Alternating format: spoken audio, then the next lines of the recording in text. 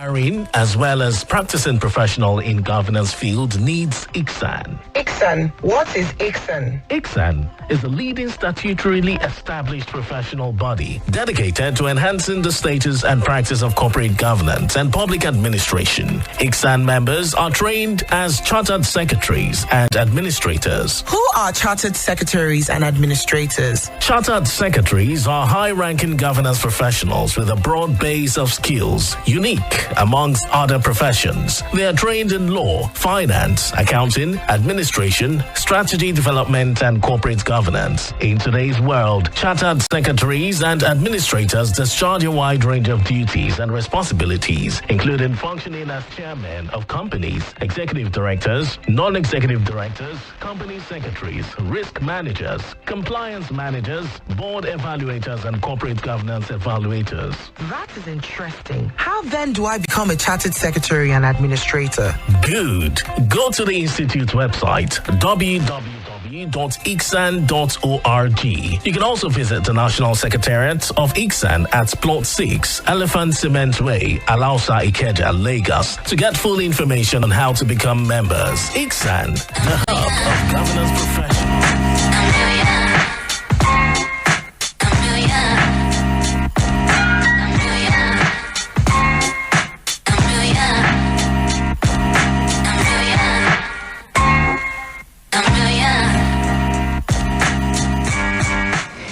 Good morning. Welcome to Corporate Governance Platform, a program sponsored by the Institute of Chartered Secretaries and Administrators of Nigeria, ICSAN, which is a leading recognized professional body in Nigeria dedicated to enhancing the status and practice of corporate governance and public administration. My name is Olabisi Omidire.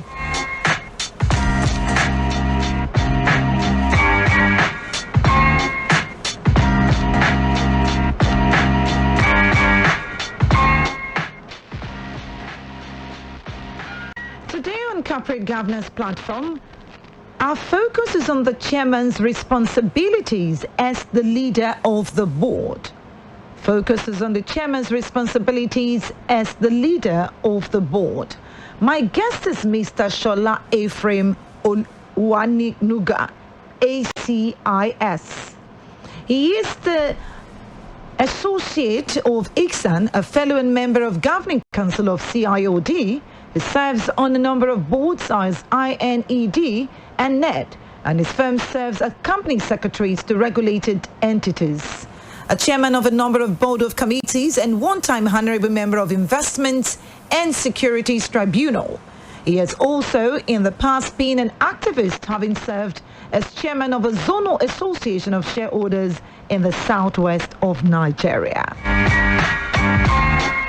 Also joining me this morning is Mr. Kayode Ketefe. Good morning, sir. Welcome to the show. Good morning, Olabisi. Good morning to you, our guest, Honorable SOLA EPHRAIM-OLWANUGA, ACIS. All right, let's welcome our guest this morning.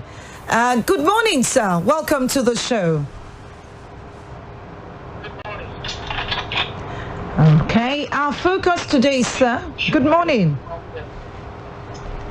Our focus today, sir, is on the chairman's responsibilities as the leader of the board. You're welcome to Corporate Governance Platform. Thank you. All right, so moving on. What are the basic roles of the chairman of the board of directors, sir? Thank you for inviting me for this meeting. I'd like to say that the chairman is the leader of the organization, and his primary responsibility is to ensure effective operations of the board. His role, would include presiding over meetings of the board of directors and general meeting of shareholders. Is responsible for overseeing the board's activities and ensuring effectiveness. It focuses on governance, strategy, and oversight. And typically, is typically a non-executive director, so it's not involved in day-to-day of the organization. Let me stop there. Okay. So, in what ways are these roles, which you have highlighted, different from those of the managing director? Thank you. You see that I said, well, let's note that the director by the board. But the managing director, whereas the board chairman is responsible for strategy. The managing director is responsible for the overall management and operation of the company. He primarily focuses on executing the company's strategy and achieving its goals. And of course, it's typically executive is involved in day-to-day, whereas the board chairman is not involved in day-to-day. The MD oversees the management team and makes key decisions on company operations. Is accountable to the board of directors for company performance. The chairman himself is accountable to other directors because, as you would hear later, there are times when the company would have to do a board evaluation and the chairman himself or herself would also be evaluated. So those are some of the meeting points. Okay, so why does the code recommend that the role of the chairman and that of the managing director should be separated?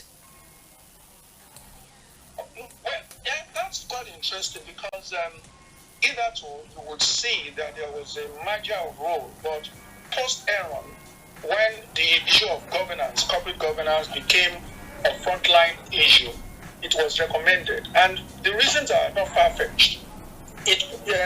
Separating the chairman and the MD will promote checks and balances. You know, we have the chairman and the chairman can check or balance whatever the MD and the management is doing. It clarifies responsibilities. It avoids confusion and ensures clear accountability with the chairman focusing on strategic guidelines, while the MD is responsible for day-to-day, as we have spoken. Of course, separating the role also enhances accountability.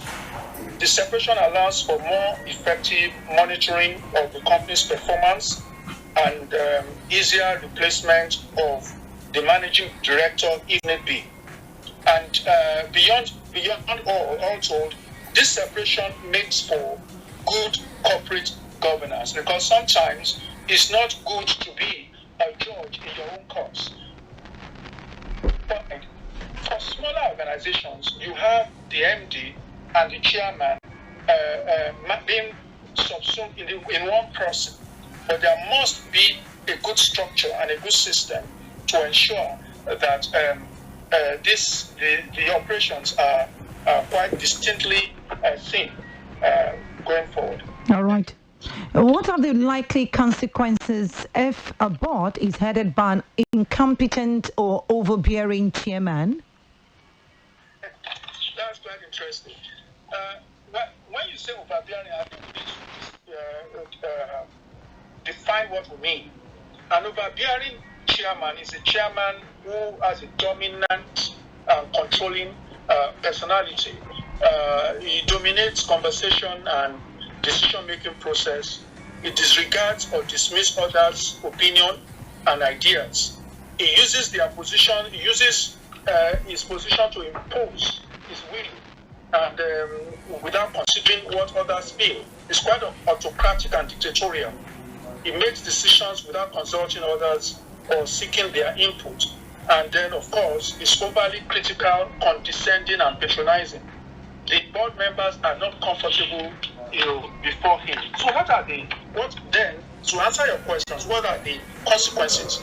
Of course, it goes without showing that there will be poor decision making. Dominating discussions as dismissing others' opinion can lead to ill-informed decisions. And then, of course, the board will not be able to engage properly because they're not free. They're not free to say what is on their mind. So members become disinterested and disconnected due to lack of input and value contributions. Again, it could lead to conflict, organizational stagnation, inability to adapt and innovate can hinder progress. Talent departure. People will vote with their feet. Competent people will vote with their feet. They are not interested in the organization. Of course, neglecting responsibilities such as oversight and accountability can lead to governance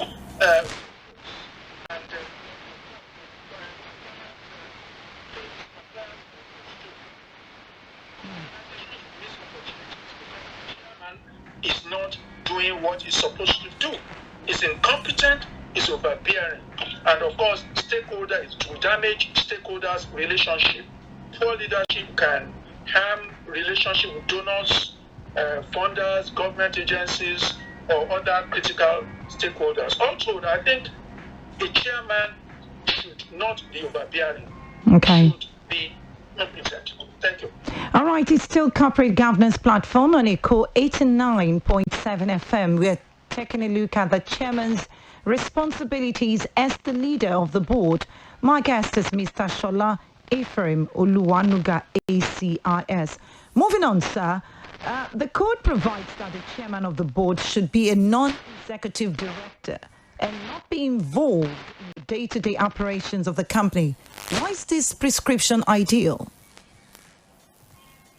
Well, to deepen what I had said earlier, for separation of powers, this provision ensures a clear separation of powers between the chairman and the managing director, preventing excessive concentration of power and promoting a system of checks and balances. And of course, it affords independent oversight. A non-executive chairman can provide independent oversight because it's looking at it from the outside.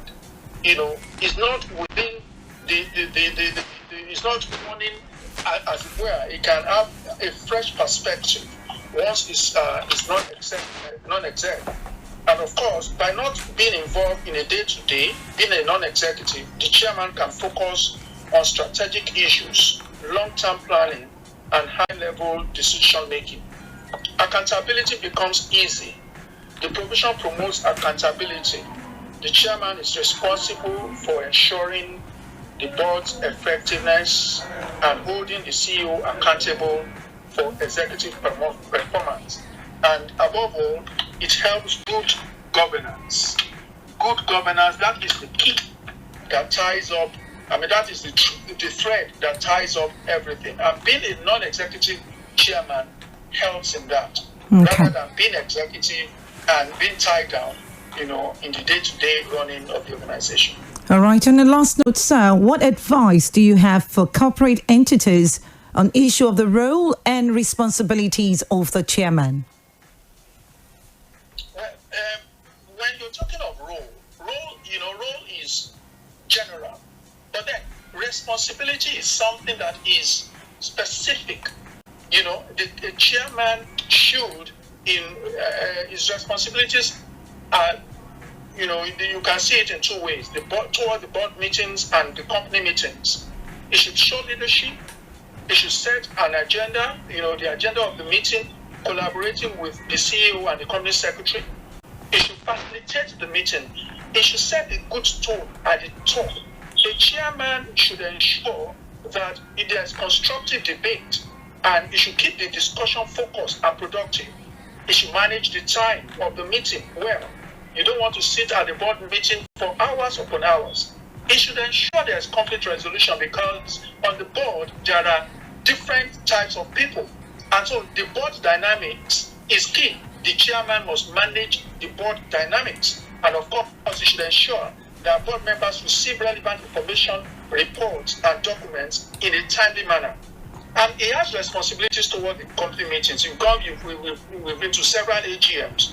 He must preside at the company's meeting very well, because you have different calibers and different shades of shareholders. He has to manage them. He has to manage the shareholders association. I have been part of that movement in the past, and I know that it's not a bed of roses for chairman to manage those meetings. He must communicate well, facilitate communication between the board, the management, the shareholders, and other stakeholders. Okay. The meeting procedure must be well done. shareholders' engagement is key. He encourages shareholders' participation. He must respond to questions asked by the shareholders.